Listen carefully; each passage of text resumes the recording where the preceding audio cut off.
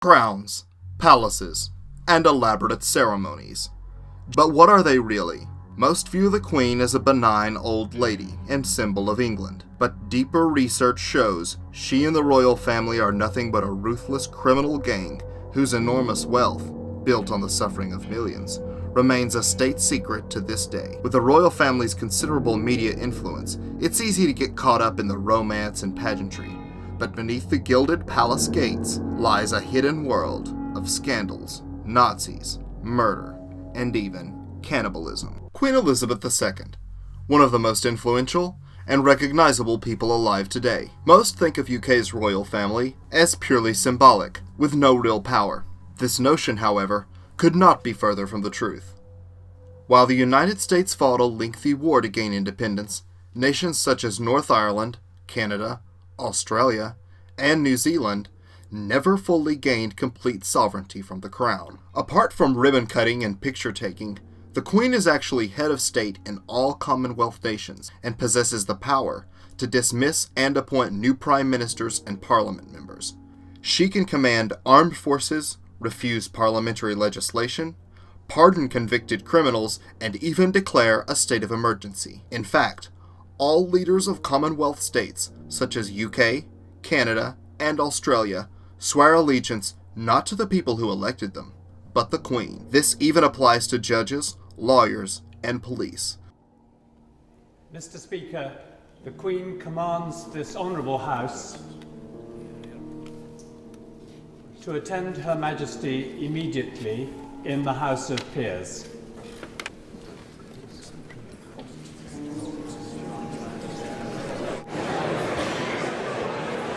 Canadian warships are called HMCS, or Her Majesty's Canadian Ships. In Australia, it's Her Majesty's Australian Ship. Canadian police are known as Royal Canadian Mounted Police. The UK Prime Minister even consults with the Queen once a week. No record is kept of these legendary meetings, despite their obvious influence on public affairs. The Queen is legally entitled to meet the Prime Minister once a week. If she can't meet him in person, she's allowed a telephone conversation. During these meetings, she's allowed to discuss anything she wishes, any matter at all. However, whatever she does discuss is kept completely confidential from the rest of the public. We do not have a right to know what she discusses on her behalf. With wealth comes power, specifically the power not to obey the laws of the land in the way that every other citizen of the country is required to do. The Prince of Wales Duchy of Cornwall is not, for instance, subject to planning permission or planning consent in the way that any other builder would be. This means that Charles can avoid fines of up to £50,000 that will be levied against anyone else breaking these planning laws. Every other landlord has to grant squatters' rights if they occupy land for 10 years. But for the Prince, that time limit is 60 years. Normally, landlords must allow their leaseholders to buy the freehold on a property. But not the Prince, who can hold leaseholders in that condition forever. The duchy only pays tax voluntarily and has free advice from government lawyers. It also benefits from exemptions that no other private sector body enjoys. For instance, Charles pays no corporation tax or capital gains tax on his business enterprises. As a reminder of her enormous power, Commonwealth nations even display the Queen on their currency. While many are unaware of such powers, most of those who are view these powers as emblematic. In reality, not only are these powers genuine, she has flexed this inherited power in the not-so-distant past. Australia, 1975. The government is hopelessly gridlocked on the new budget. With the clock running out, the government goes into shutdown, similar to the US shutdown in 2013. Except in this case, things ended much differently.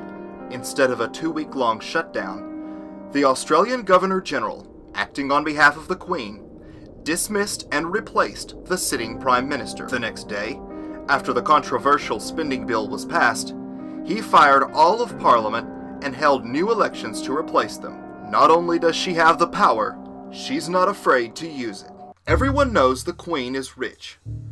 But just how wealthy the 90-year-old is might surprise you. While looking at the names of the richest people alive, you will see names like Bill Gates, Warren Buffett, and Carlos Slim. However, the true wealth of the Queen is hidden in private trusts and even in the monarchy itself. A casual search of the Queen's net worth reveals a sum around 600 million. This wealth is astonishing by anyone's standards, but her true wealth is absolutely mind-blowing. By allowing assets to be owned by the monarchy, the royal family can conceal their true value while still ensuring their wealth is passed on to their heir. The truth is, her actual net worth is in the trillions. She still owns 89% of Canadian land called Crown Land, which is administered by various government agencies and departments on behalf of the Queen. She essentially leases it out to her own people and receives a percentage of the funds. The largest landowners in Britain is the Crown Estate. They own a combined property portfolio of around £8.1 billion. That includes agricultural land as well as urban properties. And this isn't the monarch's personal private land, but she receives an annual percentage revenue from this every year. Canadians are not land owners, they are land holders. This is a big difference. Aside from her enormous land ownership in Canada, she also owns 50% of UK coastline, all of Regent Street, and is rumored to own parts of Manhattan. Crown land is some of the most valuable in the country. Indeed, the value of the Crown's urban property, £4 billion, is 4 times greater than the value of its rural land holdings. The Crown owns, for instance, the entirety of Regent Street, around half of St James's in London's West End, and retail property across the UK, including in Oxford, Exeter, Nottingham, Newcastle and Harlow. The Crown owns part of the Blue Water Retail Park in Kent. It also owns retail parks in Leeds, Milton Keynes, Merseyside, Slough, Swansea, Portsmouth, Harlow, Maidstone, Hemel Hempstead, Nottingham, Edinburgh, Warwick, Cheltenham and Jersey. The Windsor Estate controls Ascot Racecourse, golf clubs, hotels, farms and woodland. In Scotland, the Crown owns fishing rights on many rivers, oyster and mussel fishing revenues, and mining rights throughout its holdings. The feudal Cornwall laws are pretty much an archaic and medieval-like remnant from kings and queens past. It allows the Duchy of Cornwall, that's the Prince of Wales's personal estate, to work as a separate legal jurisdiction. So that means that the Prince of Wales cannot be summoned in any of Her Majesty's courts. It means that he cannot be legally summoned to pay tax, and it means he's able to veto any law passed by government which may affect his private interests. And we know he has done this 12 times already. She secretly held a major share in a large Mississippi plantation called the Delta Pine and Land Company, until 2 U.S. congressmen blew the whistle on her and her use of a company called Courtlands, as in Courtlands Textiles, to hide her shares in the plantation known locally as the Queen's Plantation. Aside from a jaw-dropping real estate portfolio worth an estimated £17 trillion, her assets include a solid gold carriage weighing over 4 tons, 27,000 masterpieces, Rolls-Royces, and Bentleys. But her stolen riches could not be better exemplified than by the very jewels and diamonds the Queen wears. Fabulous pieces, legendary diamonds, and historical regalia worth untold billions. Her jewelry collection contains over 16 diamond jewel crowns, one of which contains a special diamond broken from the largest diamond ever found, known as the Star of Africa, and another diamond, known as the Koh-i-Noor diamond, a piece of myth and legend in India, which fell from one emperor and conqueror to another for centuries before finally being given to Queen Victoria by a 10-year-old Maharaja. The crown jewels are so secretive, they are never allowed to be studied, even by experts, and the jewelry collection's worth remains unknown. But how could one family amass trillions in assets? The answer lies in the enormous power their family has leveraged throughout the past century. Some of their wealth has been stolen from their own taxpayers. However, much of it was taken from the many colonies her family once owned entirely. Many of these places contained enormous natural resources, which were exploited and sold with little regard to the native peoples, as is the case with the diamond known as the Star of Africa, which she wears on her crown. Still, much of her wealth comes from even more dubious sources. The English royal family had a great connection with slavery, starting from Elizabeth I. The Duke of York used to get his initials DY branded onto the left buttock or breast of each of the 3,000 slaves who were his.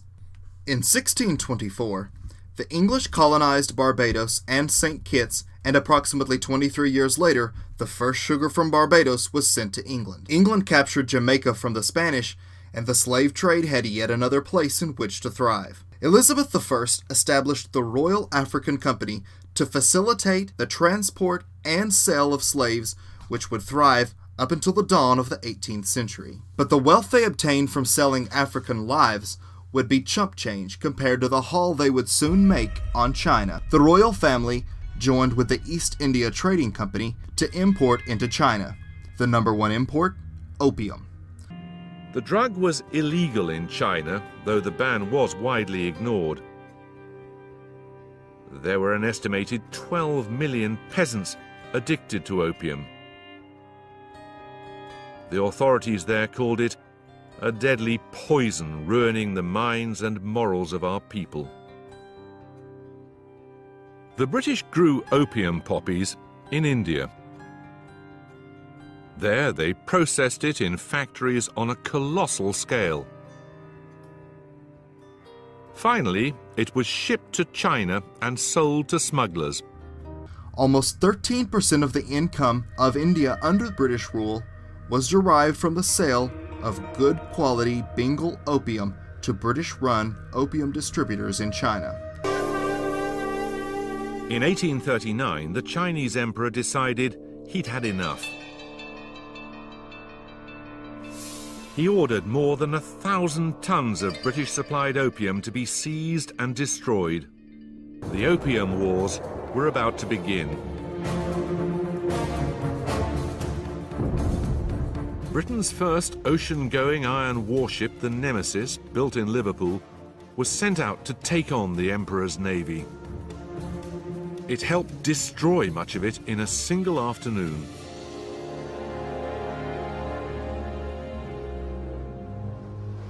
This was the modern world confronting an ancient one, sailing junks against steam-driven gunboats. The Chinese had no choice but to surrender and to open 5 ports to British trade. Ultimately, the Chinese people would fight 2 devastating wars to rid themselves of the British imported opium and put an end to the addiction crisis which for so long had ravaged their population. The British monarchy, which is not British as we will soon show, has amassed a great fortune off their own people and the colonies they controlled. Exactly how much, however, is officially a state secret. That's right, the royal family's net worth is confidential and exempt from any freedom of information request, but experts estimate it at over $32 trillion. While the UK tax rate can be over 40% for high-income earners, the British royal family can pretty much pay whatever they like. For hundreds of years, the royal family paid no income tax whatsoever. After all, they're kings. They collect taxes. But in 1992, under mounting pressure, the Queen begrudgingly volunteered to pay income and capital gains tax. However, she is exempt from any freedom of information laws, and all inquiries into how much the royal family pays, if any, have been declined. If it's personal wealth, you'd expect someone who was resident in the UK for tax purposes, which you'd like to imagine that the head of state of the United Kingdom was regarded as being a resident of the UK, although admittedly she's the head of state of a number of other countries as well. But you'd like to imagine that that person might be expected to pay regular tax on what is after all their personal income, but they don't. They don't have a normal tax arrangement. They have paid tax, but it's not done in the standard way, and we just don't really know what exactly their personal wealth is, and it's clouded to a large extent. Also, consider that while she commands great wealth, Much of it is owned in a trust for her heirs, which she then controls. No inheritance tax, not counted as part of a massive net worth, and she still has access anytime she wants and can pass it on to whomever she wants. Sound like ownership to you? While they may not be so quick to pay taxes, the royal family is certainly not shy about collecting. There's a thing called the civil list, which is the money voted to them by Parliament to support the Queen and various of her relatives in their public duties. There are also various other expenses that come out of public money associated with their public duties, which aren't necessarily as clearly visible in public accounts. And then, of course, there's the question of what's regarded as being their own personal wealth. The Prince of Wales, he doesn't lift a thing. He gets up in the morning, his bathrobe is there waiting for him. He walks into the bathroom, the bath is drawn for him already. Well, even when he gets out of the bath, the towel is folded in a special way so that he just has to sit in it and wrap it around him. Then he goes into his dressing room. His clothes are all laid out for him. Even his socks, left and right, are in exactly the right spot. For the privilege of being ruled by inbred Romanian swine, the British taxpayer foots the bill for security, hundreds of servants and waitstaff, utilities on palaces, and even personal royal salaries. Charles has a particular dish he likes to eat when he goes out hunting, which is softly boiled eggs and Scotch whisky, waiting for him when he comes back. But of course they never know when he's coming back. So a good half an hour before he's due back, they start boiling up a batch of 20 eggs for 3 minutes exactly. And then if he hasn't arrived in those 3 minutes, they throw them away. Then they start another batch and another batch, and you can get through 100 eggs before the Prince of Wales actually comes home.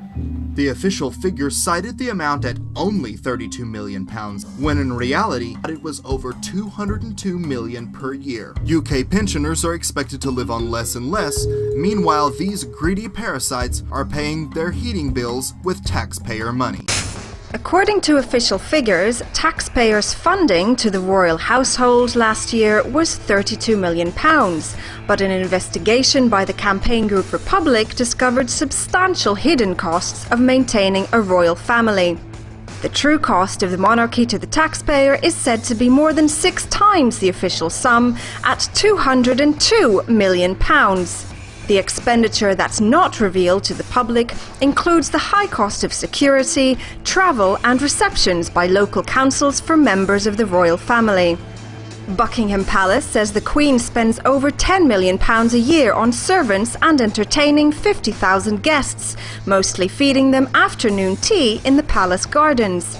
Taxpayers also pay the Queen £16 million for the upkeep of her palaces and another £4 million towards travel expenses. Their money comes really from 2 sources, mainly perhaps from us, from ordinary British people, and also from the income from the investments that they've stacked up from previous theft from ourselves and across the globe. So that's where their money comes from, and that's a very important arena of political debate. The Queen gets a great deal of money from the British taxpayer, and for me, at a time of austerity, that's a particularly gross distortion of where our money should be going. We're told on a daily basis that there isn't enough money for disabled people on benefits, for job creation, for vital services like health and education, and yet at the same time the Queen and the rest of the royal family managed to rack up 180 million, 200 million pounds in all, a significant portion of which comes directly from the British taxpayer. And at a time when we're being told we have to cut back all the time, that seems to me extraordinary, that those people get that money with really no accountability or democratic control at all. There's also money, of course, that comes from previous looting and theft from ourselves, the great landed estates, the royal family, and of the plunder of empire. But that also is something which we should look at very carefully. That money should be used for the good of the people in Britain and of good of people across the world, I believe. Perhaps their true power and wealth would be better known if not for their favorite lapdog, the media. Sure, lately the royal family has been the subject of some scrutiny. Still, many mainstream news outlets continue to divert attention from royal scandals or do their best to stop them from reaching the royal family. The media collaborates in the cover-up. It collaborates in massaging the news in order to downplay anything which is critical of the royal family. Usually the monarchy can rely on the British press to keep silent on any embarrassing story about the monarchy. The royal family have a huge amount of influence over the press. They're extremely well connected, and the press pretty much acts as a universal cheerleader for the royal family. I think the royal family's influence over the press is considerable and has probably in a way got greater because the British media has become more and more obsequious, I think, over the last 20 to 30 years, much more reluctant to criticise, to expose what is going on inside the British establishment. Every charitable gesture or good work, on the other hand, is magnified. It is the work of PR experts, spin doctors, and the loyal royal correspondents. The media's sycophantic obsession with anything royal, royal weddings, royal births, only feeds the notion that the royal family matters, either politically or economically. The use, or as I should say misuse, of the media for political power is a tactic deployed by the propagandist social engineer Edward Bernays. Bernays felt that society was dangerous and must be manipulated by elite controllers. He is famous for being the man who got women to smoke. In the early 1920s, smoking was mostly for men, and some places even forbid women from smoking. Bernays, hired by tobacco companies to increase sales, famously paid female models to march in the 1929 Easter Parade, smoking cigarettes branded as torches of freedom. One of his primary tactics was to publicly pair politicians with various celebrities in a clever move to make people associate one with the other. This goes back to Edward Bernays 100 years ago, saying, look, to make politicians and royalty popular, we'll have Hollywood stars come to banquets and events with them. We'll have music stars. We'll have other people go there to basically make these elites be seen as celebrities themselves. Similar to how we saw the London Olympic Games begin with the Queen being escorted by Daniel Craig as James Bond. Television shows like The Royals capitalize on the public's obsession with royalty, but also perpetuate the notion that hereditary power is part of life, and even looks cool and trendy, when in reality, it is so 17th century. From the time we were children, movies glamorize royalty and portray them as something to be protected. A recent example is The Kingsman, in which an elite group of young wannabe spies compete to see which has the ultimate devotion to the crown. Elaborate tests are created to see if they are willing to die and even kill their own dog for the queen. Seriously? Give your own life for the king and queen, so what? They can hang out with pedophiles like Jimmy Savile, which I'll touch on in a moment? The movie The King's Speech was mostly a sympathy piece about Queen Elizabeth II's dad, King George VII, to distract from the fact that his brother, the would-be king, was a Nazi. See, the Crown Prince Edward VIII was a Nazi sympathizer. More on that later. But suffice it to say, he had to abdicate because he was a Nazi and he worked against the Allies during the war. The 2006 Oscar darling, The Queen, starring Helen Mirren, was nothing but one big propaganda piece for the royal family. After the death of Diana, the royal family's image was considerably tarnished, and rightfully so. They basically ignored her death and remained secluded in their Scottish castle. The Oscar-winning movie portrayed a very sympathetic view of the Queen and the royal family during these times, and it was even officially approved by Buckingham Palace. If only hated despots like North Korea's Kim Jong-un could have acclaimed actors like Helen Mirren portray them as sensitive and loving. But hey, they don't wear robes and shiny bling, what do they know? To the royal family, a wedding occasion is nothing but a big PR opportunity. 1 week until the royal wedding. This is exciting stuff. I mean, it's hard to, I mean, the energy is just palpable. Young couples get married, they're just hoping that some bank will be nice enough to give them a mortgage. Yeah. These folks have a number of palaces to pick from. NBC News is launching a free royal wedding app for the iPad. Long before the Kardashians, monarchies have been capitalizing on the public's fascination with romance and marriage like only a royal can. It pumps up all of the kind of bread and circuses nonsense, the Hello magazine type celebrity culture which surrounds them. So there's a royal wedding or there's a royal baby or whatever, and they turn it into a jamboree, which is like something out of ancient Rome or something out of medieval England. A completely kind of feudal sort of obsession with these extraordinarily rich. The contract with the BBC to film the wedding of Prince William and Kate Middleton stipulated that the footage could not be used for humorous or satirical purposes. Australian comedy programme The Chaser had to be pulled from the schedules because it breached that ban.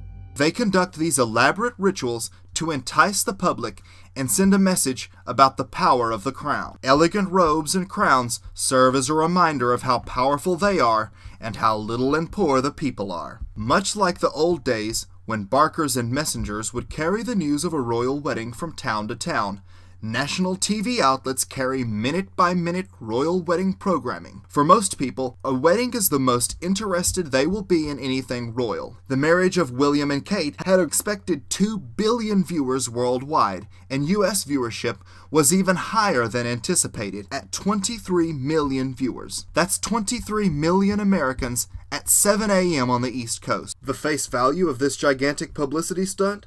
$34 million. While that would be extravagant by anyone's standards, the royal family's wedding actually cost much, much more. In British tradition, aristocracy marries on a weekday to show they do not have to work. Because of this, the entire nation of UK was off work on the day of the wedding, which actually resulted in an estimated £6 billion loss in productivity. The monarchy has weathered its share of high-profile scandals through the years, but none as shocking as the latest child abuse scandal currently rocking the highest levels of power. In 2011, UK's beloved disc jockey and TV star Jimmy Savile died. Once idolized as a radio TV personality, he was, by many Brits, considered to be a national treasure. Jimmy bragged about his close relationship with the royal family and was even knighted by the Queen in 1990. 1 year after the UK mourned his passing, widely publicized reports began to surface claiming the man so many looked up to and admired had been a serial rapist of prepubescent boys and girls and even some adults. Within months, reports poured into local police stations with horrific rape accusations against the star. The numbers are bewildering. 450 people have come forward. 328 were children at the time. 214 crimes have been reported, 34 rapes. The youngest victim was 8. And on it goes. Hundreds must have known something. This guy was a record-breaking pedophile who preyed on victims who were in their weakest state, many recovering in hospitals or locked in mental facilities where he volunteered. Savile's abuse continued wherever he went. 50 allegations were made of abuse in 13 hospitals and in one hospice, the Wheatfield Hospice in Leeds, and claims of abuse in 14 schools and, of course, at the BBC. His relationship with the royal family was even closer than Savile himself let on. He was known to have been a go-between between Prince Charles and Princess Diana while their marriage was on the rocks. He was photographed multiple times with Prince Charles, and he even invited guests to parties on Prince Charles's behalf. Prince Charles even dined at Savile's home and sent him gifts. Jimmy Savile, child procurer to the elite. He was procuring children for Ted Heath on his yacht Morning Cloud from the now infamous children's home on Jersey. But he was, by his own words, introduced. This guy's a disc jockey. And in the end, he wasn't even that. But in his own words, he was introduced into the inner sanctum of the royal family by Lord Mountbatten in the 1960s, the mentor of Prince Philip and Prince Charles. And he said to do favors. I can get them things. Yeah, Mountbatten is a known paedophile. He was involved in paedophilia at places like the King Cora Boys Home in Belfast and what have you. Ask this question. Media, ask yourself this question. What is an aging disc jockey doing in the inner sanctum of the royal family, so close that by his own words, and I know this from other sources who were very close friends of Princess Diana for 9 years before she died, that he was asked by them to be the go-between and the mediator between Diana and Charles when their marriage was breaking down. What's going on? And I'll tell you how I knew about Savile. This is a very, very interesting story. In 1997, 98, I was asked to go to a little meeting at the House of Lords. I'd never even been into the House of Lords. I didn't know what I was going into. And it was just a small group of people. And we just had a chat in the afternoon, but there was somebody there who wasn't from the House of Lords who was saying some very interesting things about the death of Princess Diana. This was about 98, not long after it happened.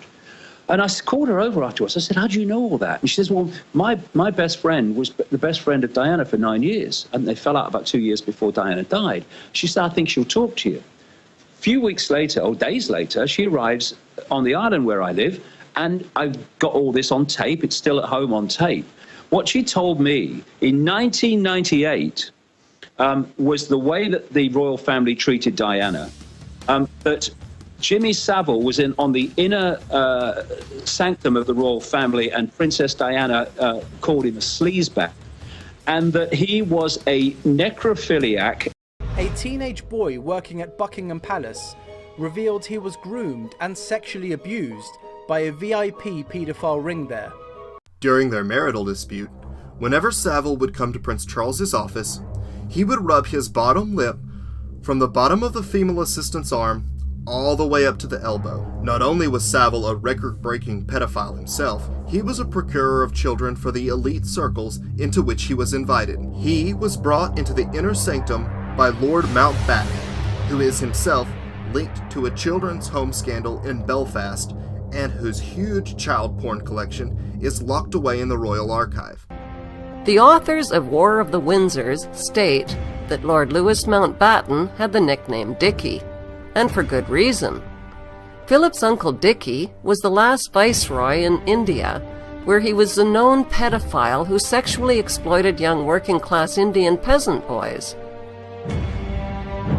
Another book, The Kincora Scandal, connects Lord Dickie Mountbatten to a child prostitution vice ring in Belfast, Ireland. Authorities failed to intervene at the Kincora Care Home for Boys until 1981, despite reports over the years of child sexual abuse. The operators of the Kincora child prostitution ring were eventually convicted in 1981 of the ritual sexual abuse of defenseless young boys who were sold like prostitutes. The children's home, called Kincora, turned out to be nothing but one big boy brothel, ran by pedophiles who then trafficked and sold these boys to the rich and powerful. How would an aging disc jockey work his way into the intimate relationships of the royal family and even become knighted? The truth is best put by the man himself. When asked about his relationship with the royal family, he said, "You see, the thing about me is, I get things done, and I work deeply."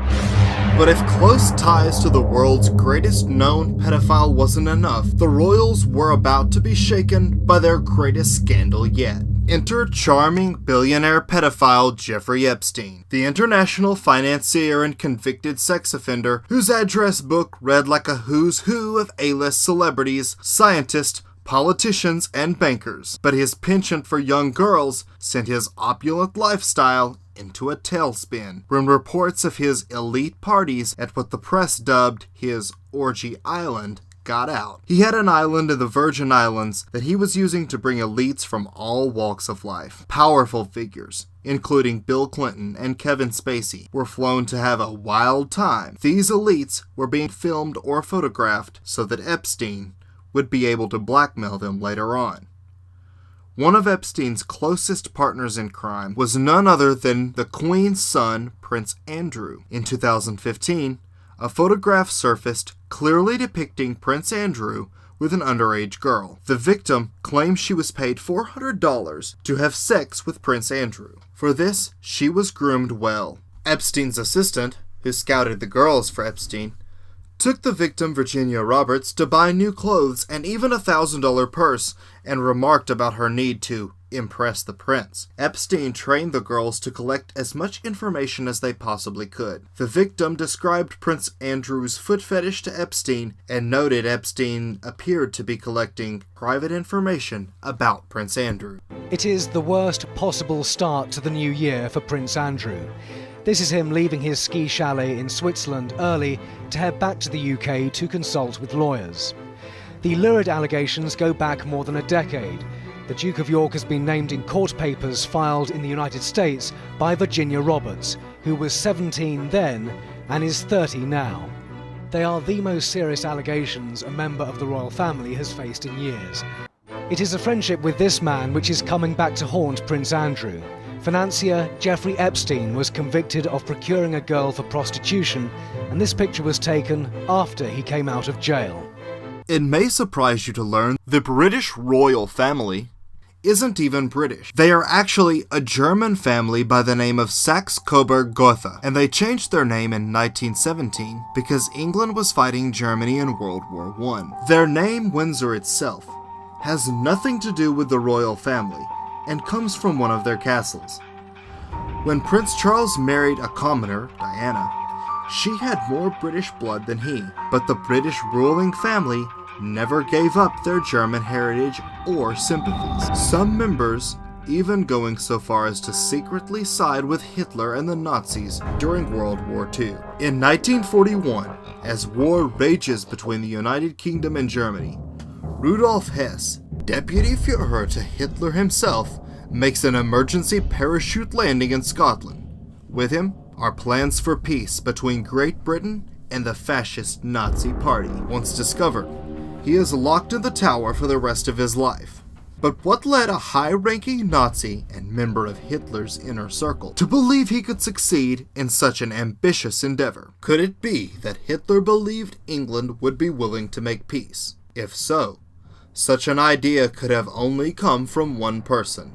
Edward VIII abdicated in 1936, supposedly to marry the love of his life, a man-crazed divorced actress portrayed in the movie The King's Speech. However, history shows a much darker motive. Monarchies across Europe had taken notice of the Bolshevik Revolution in Russia, which saw the death of the entire Russian royal family. As a result, many were quick to see fascism as a way of preserving the monarchy, and were likely to harbor Nazi sympathies. Pictures recently surfaced showing Edward and the Queen Mother teaching the future Queen Elizabeth II to do a Nazi salute. Edward was himself a Nazi sympathizer and met with Hitler right before the war in 1937, as Germany was preparing for an all-out assault on Europe. He posed for publicity photos with Hitler's closest henchmen, including Goebbels, Himmler, and Göring, as well as the Führer himself. He was to take over as king again should England lose to Germany and act as Hitler's puppet. The royal family essentially had all their bases covered. If they lost, Edward would be king with his divorced wife, and they, at least, would still be in power. Even after abdicating, he made pro-Nazi speeches critical of England's involvement at a press statement, in which he openly called for peace. When war first broke out between England and Germany, Edward was given a symbolic position within the Naval Intelligence Agency to make it seem as if he was doing something in regards to the war effort. But in reality, Churchill had to be careful and make sure Edward never received any real intelligence, otherwise it would quickly find itself in Nazi hands. Frustrated by deliberately being left out of the loop, he quit the intelligence department. Churchill then moved him around the world, from Spain to the Bahamas, to keep him away from the Nazis, where he could not do any harm to the war effort. Still, he managed to take a vacation to America in which he planned on meeting with President Roosevelt in order to discuss Germany's peaceful intentions. Roosevelt, however, would have none of it and even had the FBI tail the prince wherever he went during his well-publicized Miami excursion. For all their Nazi connections, you would think the royal family would try to distance themselves from the Third Reich as much as possible, but nothing would be further from the truth. Prince Harry created quite a stir a while back when he dressed in complete Nazi regalia to a party.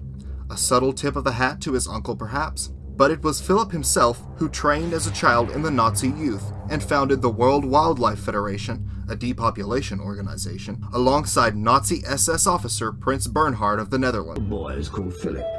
His full name is Philip Schleswig-Holstein Sonderburg Glucksburg, and he grew up in Germany. He was raised amongst his Nazi in-laws, some of whom later became high-ranking members of the SS. His Nazi relatives then sent him to this school in southern Germany, where he studied for a while under the Nazi curriculum. Philip later recalled that there was much heel-clicking and shouts of Heil Hitler were compulsory. And here's Philip, in Darmstadt, in the heart of Germany, in November 1937, attending a family funeral for some of his Nazi in-laws. Marching in front of a Sieg-heiling crowd, this is Philip, next to Christoph, his SS brother-in-law, and Philip, his Nazi stormtrooper brother-in-law.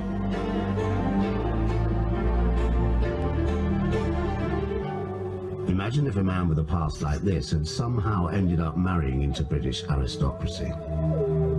Well, he did. And as we know, he got first prize. He became the Duke of Edinburgh, also known as Prince Philip, after marrying Princess Elizabeth, the future Queen of England. In fact, all of Philip's sisters married high-ranking Nazis. The British royal family has good reasons for admiring Hitler and the Nazis. The eugenics ideas that led to genocide and sterilization were based on them. Francis Galton, the progenitor of eugenics, studied the British royal family and concluded that their positions were the result of superior genes.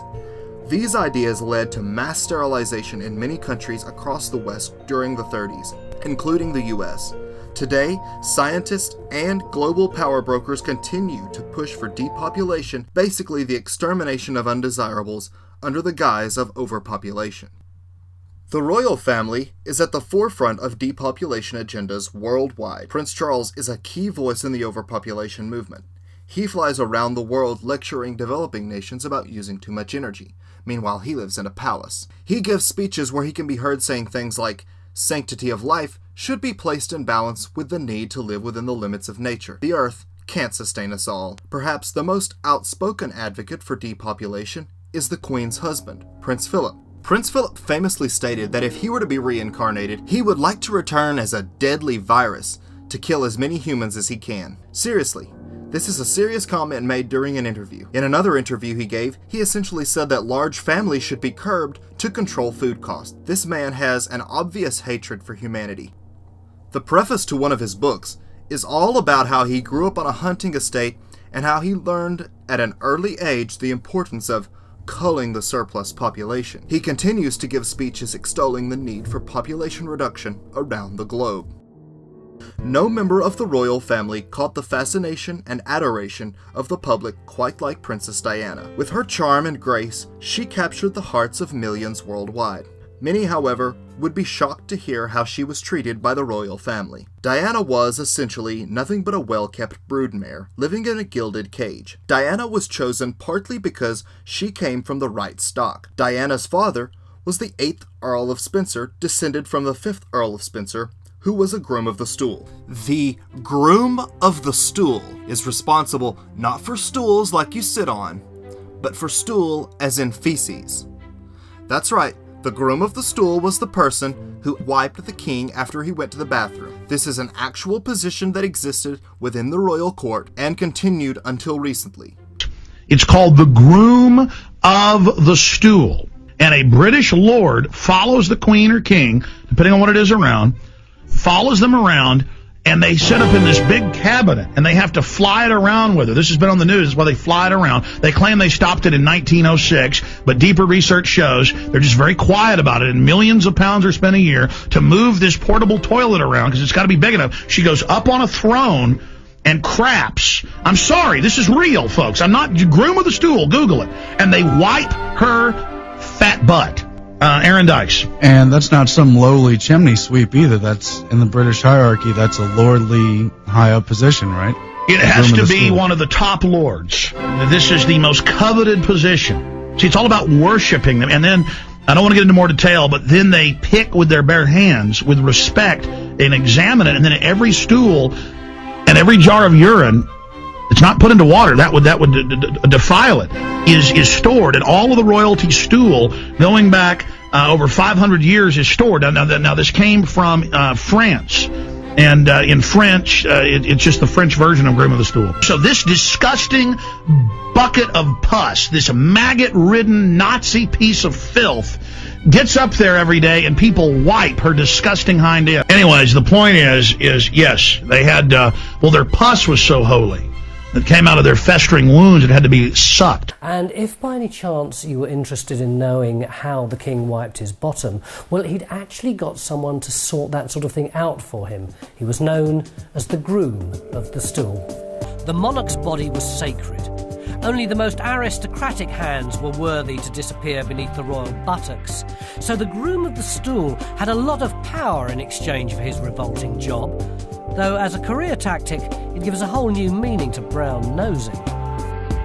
OK, here's our retiring room, just adjacent to the King's bedchamber. Here's the box, which looks rather like something a magician might use, and in a way I suppose it is. Who's going to be the King? Your Majesty. So you do all the rest, right? Yeah, indeed. What you're sitting on now is a modern replica of a box that Henry VIII would have used on a daily basis. This stool is, in fact, like one in his inventory, 1547, after his death. The million-dollar question, do you actually wipe the royal bum? Well, of course, yeah, because you're not just a king, you are a divine body on earth. You are divinely appointed, therefore there's no Tom, Dick or Harry that touches your body. It has to be a trusted nobleman. So this is quite a high-status job. Oh, it's the highest job within the royal household. Amongst courtiers, you've got people like the Chancellor, who are running the country. But within the palaces themselves, the Groom of the Stool is the most important next to the king. High status, but not that pleasant. Indeed so, yeah. Well, but Henry VIII created this body called the Privy Chamber after 1519, which drew its members from noblemen. So I'm one of a privileged few, and, the royal backside is all part of the job for me. And Henry would have been pretty crotchety, wouldn't he? An increasingly vicious person to be around. Of course, the closer you are to him, in a sense, the more dangerous it was. And Henry Norris, the Groom of the Stool in the mid-1530s, was implicated in Anne Boleyn's infidelities. So he hit the dirt. I'm going to have all this kit to hand, because although making the bed can be regimented every morning, your bowel movements can't. And, in fact, with other accoutrements, like this pewter little flagon there, and a bowl and plate, all these things are written down in what's called the Baby's Book of Nurture, which is a late 15th century book telling you how to take care of noble people. This is how to run a court. So I just give the shout. Yeah. There you are. Indeed, and with my diaper cloth draped over my shoulder. When you say diaper, is that like an American diaper? No. Exactly that. It's because it's woven in two ways. It's extra thick, and the diamond pattern is diaper. It's very good, very absorbent for the royal backside. But it was a pretty fat backside, wasn't it? It was. You were spreading a bit, I think, by the late 1530s. Heavy meat diet? Very heavy indeed, yeah. And do you know what I'd need to do? Probably administer an enema once in a while. An enema? And oh my God! Who needs friends when you've got enemas? In 1539, it was reported by Sir Thomas Heneage, the then Groom of the Stool, that the king had had a very fair siege after being administered with laxatives and an enema. A siege? A siege, a passage of stools. Groom my stool. Groom it, yes. Being the daughter of the Earl of Spencer and descended from a great line of ass-wipers, Diana was not a stranger to the royal family, and met Prince Charles at a polo match when she was 16. For all their fairy tale romance splattered across the newspapers and magazines, theirs was not a relationship of love. When asked by a reporter on their wedding day if they were in love, Charles remarked, "Whatever in love means." Charles cheated openly on Diana with Camilla Parker Bowles, and Diana, in return, had her own affairs. One such affair was a bodyguard named Barry Manicky. Barry was killed in an unexplained motorcycle crash after rumors of their affairs got out. Diana was told by Prince Charles that the same could happen to you. Major James Hewitt, one of Diana's lovers, was also threatened by the royal family if he did not stop his relationship with Diana. Were they threatening? Yes. They were, inasmuch as they said that it was not conducive to my health to continue the relationship. Members of the royal household told him that his safety would be in peril if he did not back off. Anonymous telephone calls warned him that he would meet the same fate as Barry Manicky. He said that the Princess of Wales took the threat seriously and told him that Manicky had been murdered. This was the friend of the person I met at Parliament who came to my house, and I interviewed her on tape at length. Her name was Christine Fitzgerald. She was a friend of Diana and acknowledged to be so by the media for about 9 years. But what she told me about the rituals and what goes on at places like Balmoral Castle and all, was just beyond belief, but true. Now, say it, tell it. Well, I mean, literally sacrificing children, drinking their blood, and all that stuff that they go on. Hey, I've been told by people that just went to Oxford who are famous, but I can't say their names, that they did devil worship and mass orgies. Yeah, but it's the norm at that so-called level. Oh no, that's low level. Yeah, but the thing is, it's far more prevalent than anyone believes. That's the trouble. But the thing is that what she told me was that, first of all, this is 1998, that she was an alternative healer, and Diana used to go to her for healing and stuff like that, because she had nobody else. She was just on her own in the middle of that Addams family, that evil Addams family we call the Windsors. Anyway, what she called friendly people at MI5 were doing were leaving notes for Diana, knowing that when she came, she could pick them up. And one of these notes, this is why the Paul Burrell letter about, Diana saying that my husband is going to kill me in a car crash, that didn't surprise me at all. I'd heard about that years before, in the sense of these MI5 notes. Some of them were warning Diana that the royal family wanted her dead. Now, the royal family wouldn't kill people. Well, just hold on a second. What happened when the marriage of Diana and Charles broke down is that she started having an affair with her bodyguard called Barry Manicky. She was apparently very, very much in love with the fella. Then Barry Manicky dies in a strange motorcycle accident in which he was basically garroted across the road and pulled off his bike and killed. Now, it was said. And here's the headline, Daily Mail: Diana bodyguard killed for our affair. Yeah. What the official story was that it was an accident. Anyway, this is what Christine Fitzgerald told me happened subsequently, sometime later. Diana came into her healing centre just near Regent's Park in London in an unconsolable state. She was sobbing. And it took some time to sit her down and calm her down and say, what's going on? Because as she was sobbing, Diana was shouting, they killed him, they killed him, they killed him. And what Diana then said is that earlier that day, hence the response, what she called Prince Charles's senior detective had said to her, because by this time, it's sometime after the death of the bodyguard, she was having an affair with a man now out and accepted in the open, with a guy called Captain James Hewitt. And she said that what had happened is the senior detective of Prince Charles had just said to her that the affair with Hewitt had to end, and if it didn't, he could end up like Barry Manicky, which is the bodyguard that's supposed to have been an accident. He was telling her they killed her. He also said to her in the same conversation, and don't think that you're not expendable either. And Diana told her the story whereby when she'd first heard about Manicky, Barry Manicky, was when she was with Charles in a limo being driven to the steps of an aeroplane, and outside were all the paparazzi. And just as they were about to get out, she said, Charles leaned across and said, pity about your friend, wasn't it?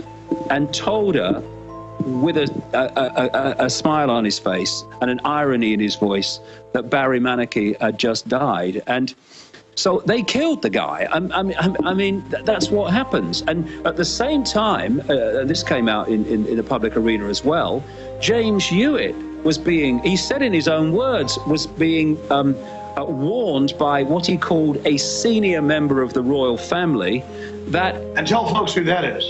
James Hewitt. He was the guy who had the affair later with Diana. And he said publicly that a senior member of the royal family had contacted him and said the affair must end, or in effect, they can't be, they can't say what the consequences would be. In other words, he was being threatened in the same way.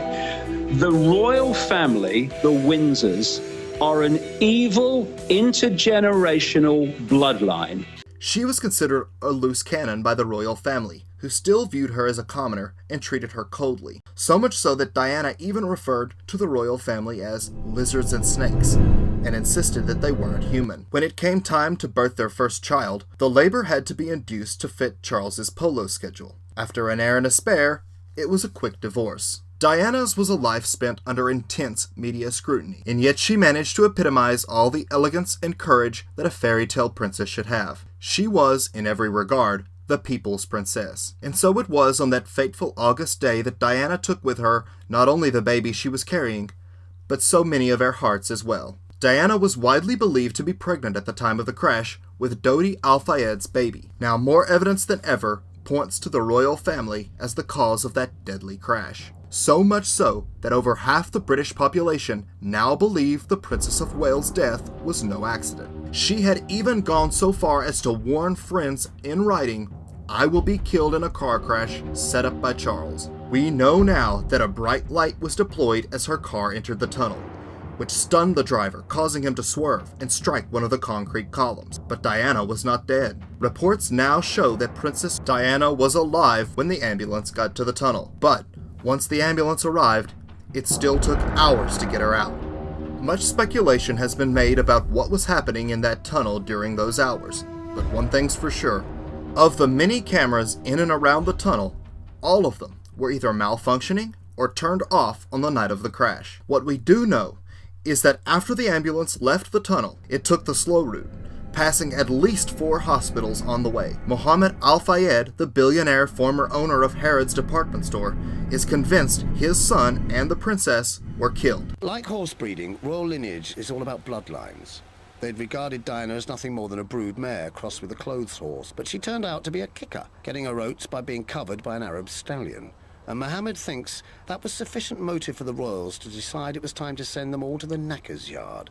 They have murdered my son and Princess Diana, and I put my finger straight to the gangster who ruling the country behind the scene, who is the head of the royal household, Prince Philip. The royal family's behavior after the death did nothing to quell rumors of their involvement. Away from mourners in London at their Balmoral castle, they remained silent and stoic as the nation around them grieved. They even refused to fly the flag at Buckingham Palace for days.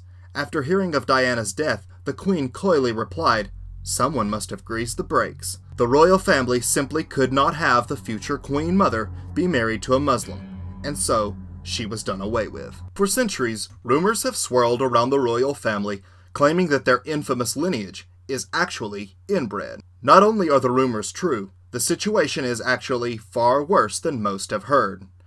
Genealogists actually consider the royal family to be a distinct subgroup due to generations of inbreeding.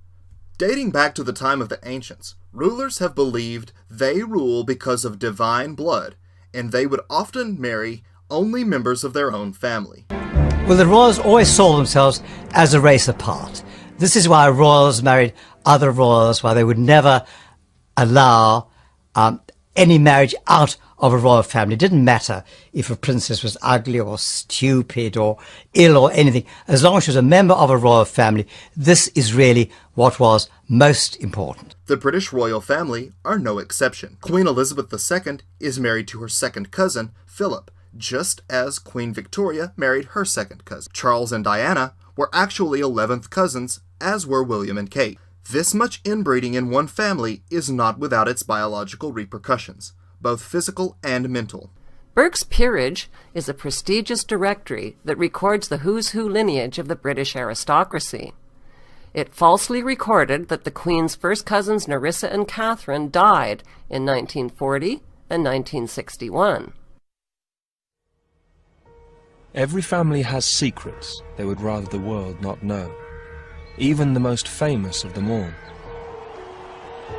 At every family occasion over the past 70 years, 2 of the Queen's cousins have been absent from the feast, declared dead to family and society. We were sworn to secrecy. This is something that we didn't talk about. All the staff were put on, be quiet, don't say anything. For decades, the cousins remained hidden in an institution for so-called mental defectives. It just seemed a waste of life. This way, I couldn't put a child of mine into a place like that, whatever they was going to be like. Many thousands of others, condemned as idiots and imbeciles, shared their fate and were hidden out of sight and out of mind. In those days, people weren't interested in learning disability people. They were just put there because of shame. But the royal secret was exposed. Afternoon, ladies. Nice to see you all. A private investigator's hidden camera revealed the truth. Where's Catherine? Somebody said I should have a word with her this afternoon. Catherine Bowes-Lyon, niece to the Queen Mother and cousin to the Queen, is still alive today.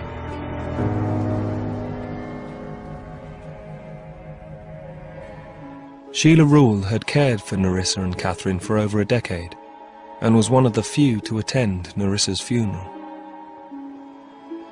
Well, at Nerissa's funeral there was no family present. It was only staff. And Catherine went. She didn't cry or anything, but she was quiet. She was quiet. Of course, she must feel like there's something not right. There was no connection with the royalty, and that's no credit to them. They could have given her a very lavish funeral, really, but they didn't. She had a pauper's grave. Some diseases, caused by royal inbreeding, are more gruesome in nature. In the 16th century, rumors spread throughout villages of grotesque ruling families who drank blood and consumed human flesh. Recent reports have come to light showing the royal family has a long history of consuming not only human blood, but meat as well, long known for their love of lavish banquets. What is less well known is the British royals' taste for human meat. A new book on medicinal cannibalism has revealed that British royalty consumed parts of the human body. Reports claim that it ended in the time of Queen Victoria, but we know that in fact it did not. If only Jeffrey Dahmer had been a royal, then he would truly have been celebrated. But their cannibalistic behavior can be better understood when you realize that inbred people often develop a bizarre disease called porphyria. Porphyria is a royal blood disorder caused by the mixing of aristocratic Boyer houses with the Slavic regal bloodlines that produced a genetic ailment that has been suggested as an explanation for the origin of vampire and werewolf legends, based upon a number of similarities between the conditions and folklore that was first speculated upon by biochemist David Dolphin in 1985.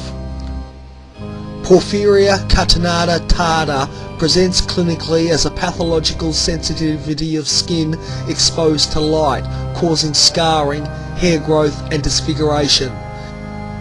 Additionally, it was believed that the patient's missing blood could be absorbed through the stomach, correlating with legends of hematophagy.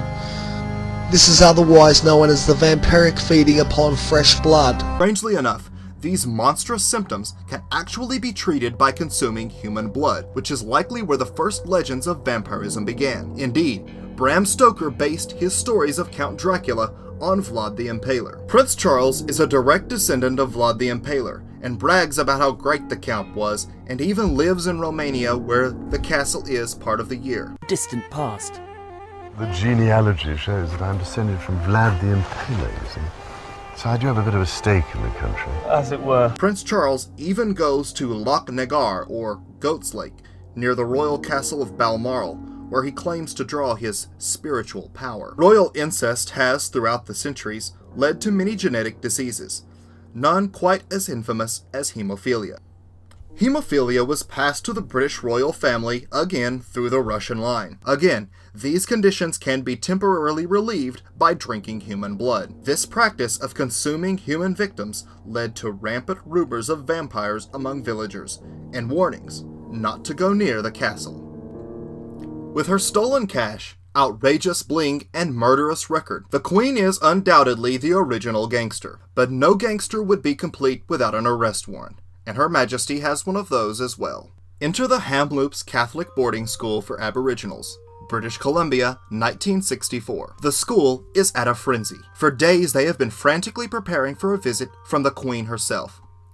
The children have been washed and given new clothes for the first time in weeks. She arrived with surprisingly little fanfare, before selecting a group of students to accompany Prince Philip and herself on a picnic. The ones she chose seemed to be the smarter kids of the class. Along with a priest, the group made their way to a meadow beside a nearby creek, where each child was made to bow and kiss Queen Elizabeth's foot. After the picnic, she was seen leaving with 10 of the Aboriginal children, 7 boys and 3 girls. They were never seen or heard from again.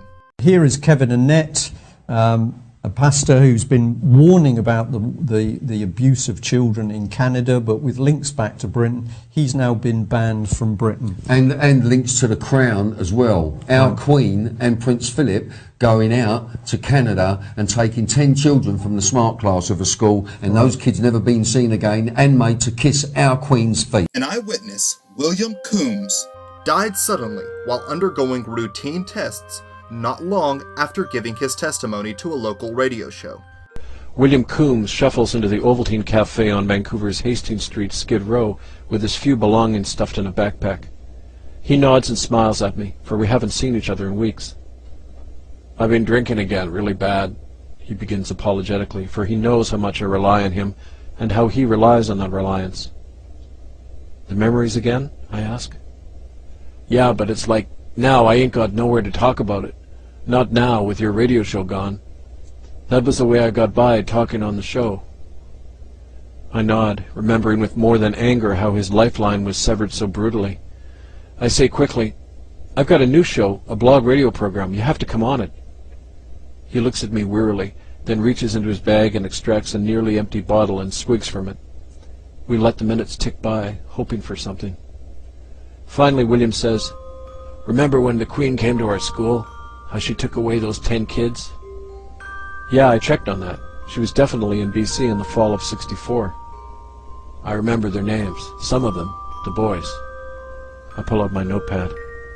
"There was Harvey and Ralph Parker, Métis boys from Lytton.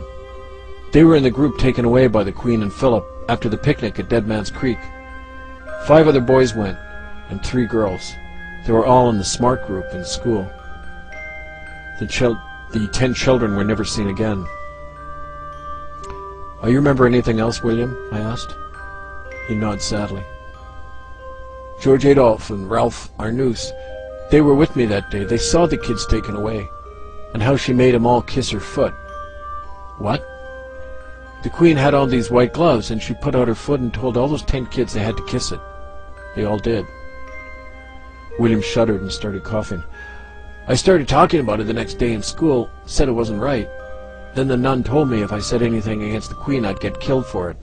Combs was scheduled to testify before the Common Law Court of Justice in Brussels concerning the matter, but he never made it. Nevertheless, an order to arrest Queen Elizabeth II was issued in 2013 by 6 judges of the International Common Law Court of Justice in Brussels.